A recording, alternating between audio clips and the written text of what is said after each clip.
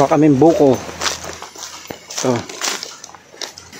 Ang dami yung baboy dito. Dati. Ang dami rin palang prutas dito, no?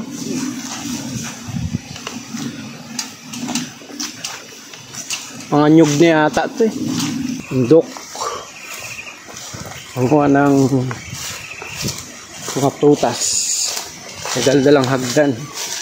Para hindi mahirapan umakyat ng mga puno. Tataas ng buko. Ganda talaga kapag marami pang ano eh. Marami pang puno. Presko yung hangin. Ang presko ng hangin dito. Ito isa pang batis oh. Oh. Ayun. Linaw ng tubig. Saka ano, malalim din. Ayun, malalim din dun. Pwede liguan. Wala na sila. Yun. Yung bayaw ko kasi nagbabantay ng lupa dito. Kaya itong mga prutas dito, siya ang pinaka-caretaker. Bigat pogi. Yung mga sapa dito, marami pang ano siguro dyan, no? Palos, no? Yung mga kambing. Dami nyo palang kambing dito kay John, eh. Ito ba yung mga kambing nyo?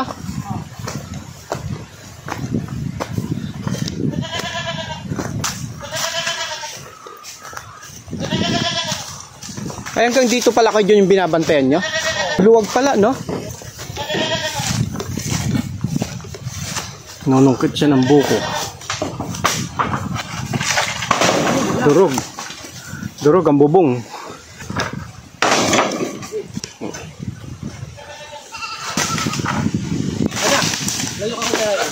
Oh, tamaan ka ng buko dyan. Usog ka dito, baka tamaan ka ng buko. Yun ang basan. Ah, hindi. Ang hirap kasi akyatin yan, eh, no? Oo, kumatakot ko eh. Mamaya may ahas pa sa taas. Hindi rin po sa ano yung ano pang humak na nakangawit ka. Itong ano mo, mamulikat. Hindi mo may ano. Medyo mababa pa yan, eh, no? Merong mga buko na sobrang tataas talaga yung ano. Parang yung babagsakan niya naman, ano, lupa. Wag lang tatama sa bato.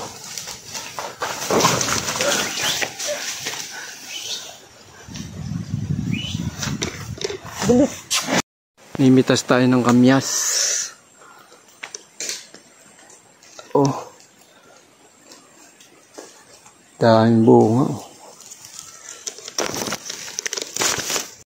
Dami namin nakuha ang kamyas. Lalaki. Tsaka buko. Ayun, doon galing kamyas. Oh. Dinala mo pa yung hagdan mo ah. Hindi naman pala magagamit.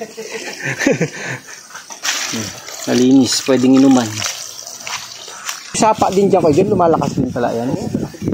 Paano pala yung kapag malalaking tubig dyan, hindi kayo makalabas? Pati aso marunong tumawid. Oh. Oh. Alam din ng aso sa siya tatawid. Pas na yan kay John.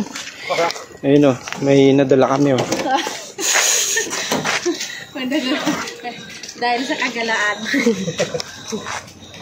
may tubig na tayong dala ng sa ano. Kay John, thank you ha, thank you. Papanshot mo kay John. Para, sige, para may panshot ka doon. Dalawang bote rin to. Paki-follow, like, and share.